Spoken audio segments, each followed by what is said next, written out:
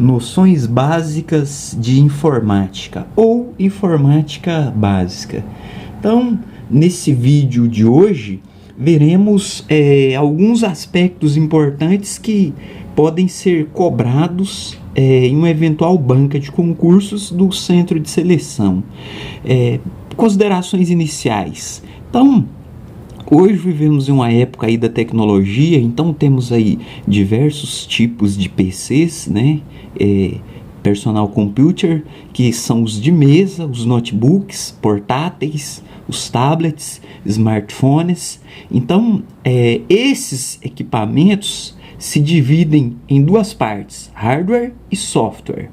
Hardware, como o próprio nome vai dizer, está relacionado à parte física, a parte de peças, de equipamentos que podem ser tocadas, cabos, conectores, transistores, as partes internas dos chips. Softwares são os aplicativos, ou seja, os programas que podem ser utilizados.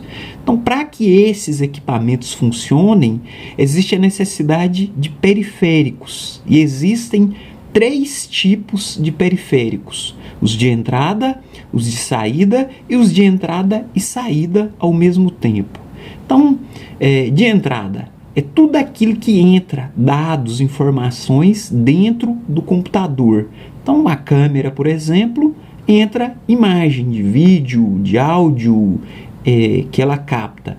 Teclado vai entrar informação digitada pelo usuário. O scanner vai digitalizar os documentos, serve como entrada.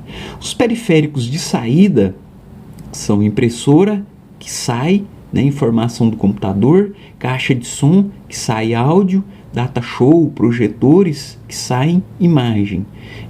E de entrada e saída ao mesmo tempo, temos o pendrive, por exemplo, é um tipo de mídia que você pode gravar dados para entrada no computador e para saída do computador.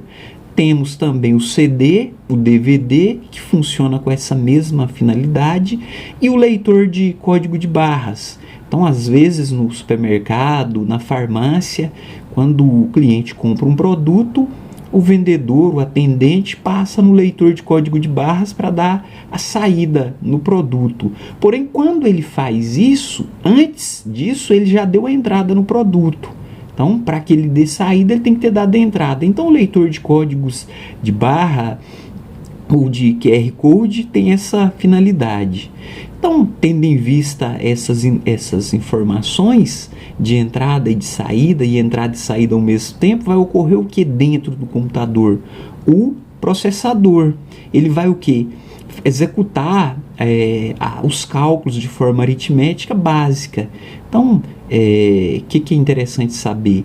Que quando você dá entrada numa informação, ela vai ser processada.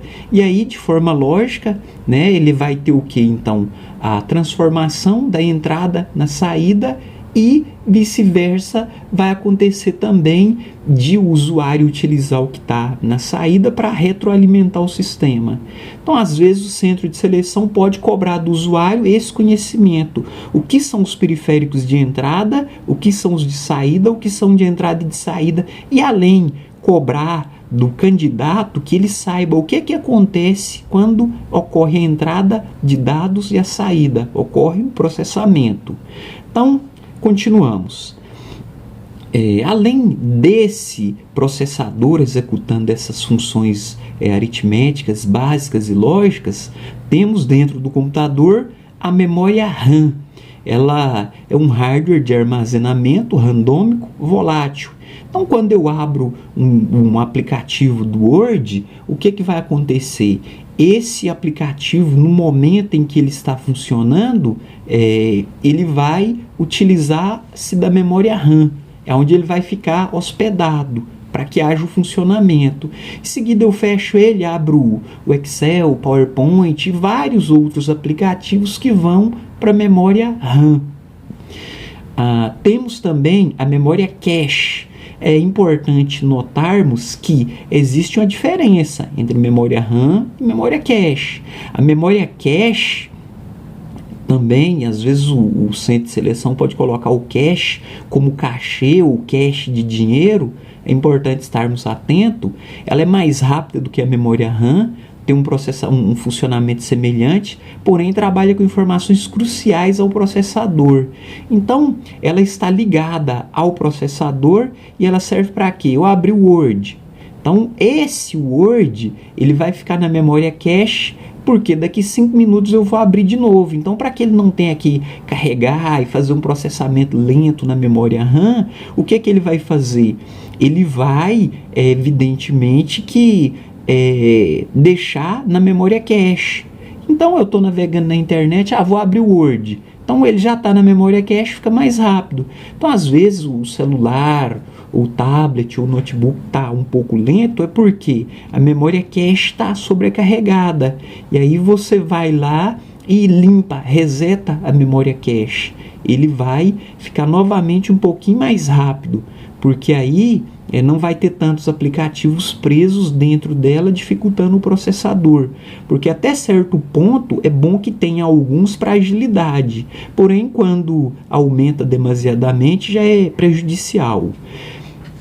Continuando, temos também outro componente que é a placa de vídeo. Ela serve para quê? O próprio nome já diz, melhorar a qualidade da imagem e do vídeo. Então, geralmente, quem utiliza jogos, tratamento de imagem, manipulação de áudio, de vídeo, editores de foto, tem a necessidade da placa de vídeo. E quanto mais potente, melhor. Hoje temos aí popularmente no mercado de 1 GB, de 2 GB. Lembrando que a memória RAM hoje temos aí como em média no mercado 4 GB de memória RAM, ou em alguns casos 6. Alguns notebooks e computadores estão vindo com mais, porém o padrão está entre 4 e 6, até 8, mais popularmente. Depois falaremos sobre essa capacidade de gigas. O HD é, como o próprio nome diz, uma sigla em inglês, quer dizer hard disk, ou seja, disco rígido.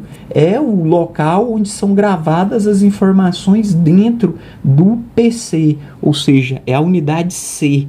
Existem HDs com 4.200 rotações por minuto, 5.400, 7.200.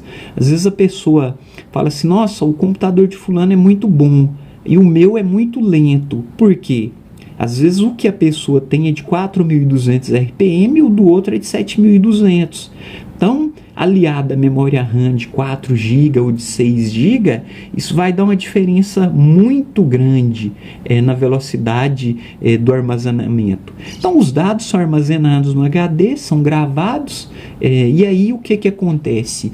Fica ali seguro. Claro que pode ocorrer essa perda de dados, mas aí já seria um caso de ataque de vírus ou fenômenos da natureza, cair, quebrar, molhar, incendiar. Isso pode provocar a perda, mas os dados gravados ali em boas condições de armazenamento e local seco e adequado, não vai acontecer isso. Além do HD, hoje, do hard disk, está vindo muito usual o HD com a tecnologia SSD, Solid State Drive, que é semelhante a um pendrive. Então ele é o que? Um circuito integrado, semicondutor. Às vezes o palestrante chega, monta lá o notebook, enfia a máquina que ele vai utilizar na palestra, e ele fala, não, vou dar um tempo aqui para o sistema carregar, está muito lento. Então, quando ele vai dar esse tempo, leva ali cerca de 1 minuto, 1 minuto e meio, ele está usando um hard disk. Quando é o HD SSD, ele inicia com 7 segundos, já está pronto para utilizar. Por quê? É um circuito integrado semicondutor. Então, é uma memória flash e é mais rápido e com menor consumo elétrico. Então, diferente do outro que fica rodando um disquinho, gravando lá nos clusters, nas partes, aqui não.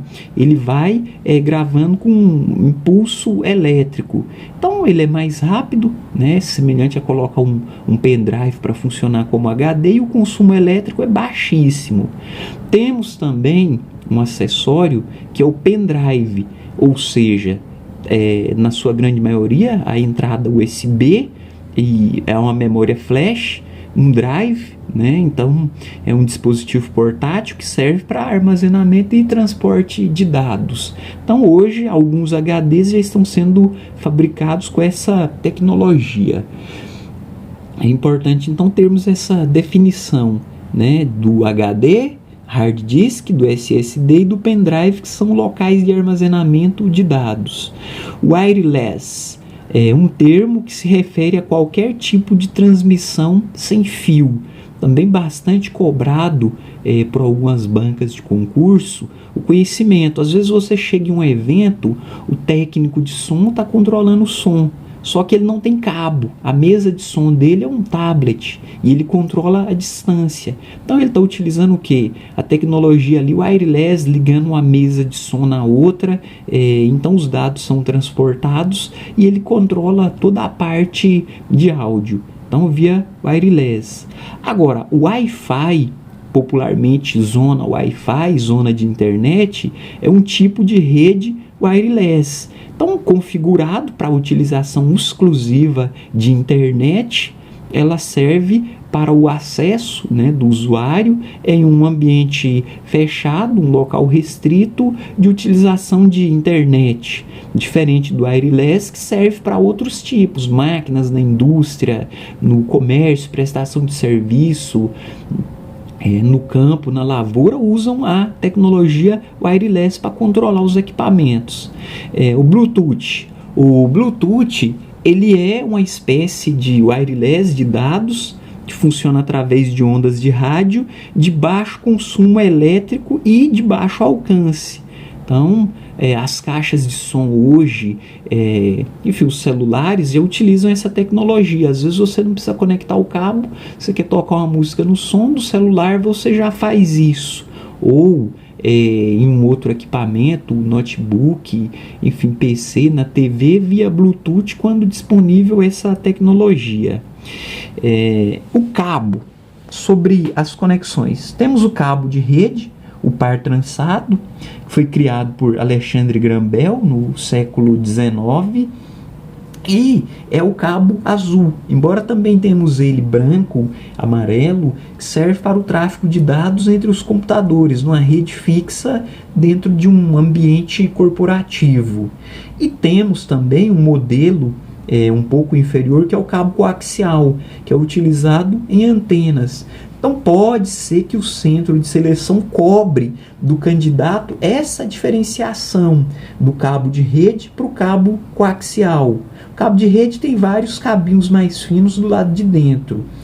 Temos também o cabo de fibra ótica. Hoje é muito popular algumas empresas de telefonia falarem, né, fibra, internet de alta velocidade, fibra, adquira fibra. Então, a fibra ótica, o sinal de dados é convertido em luz. E aí, você tem um codificador e um decodificador que chega num switch. Então, o servidor de rede decompõe, codifica em luz os dados e manda em altíssima velocidade. Do lado de lá, conecta num switch que capta, que recebe e decodifica essa informação.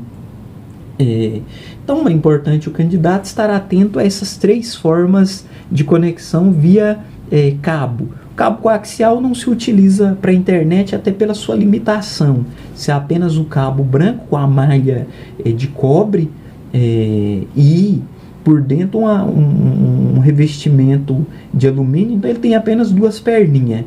E temos também a internet via rádio. Então, que é tipo um rádio, tem uma estação transmissora e uma receptora. Então aí seria rádio, cabo, fibra e satélite. Satélite não precisa nem comentar muito, porque é alcance em todo o território global. É simples, então. Essas são as principais formas de conexão via cabo e rádio ou satélite.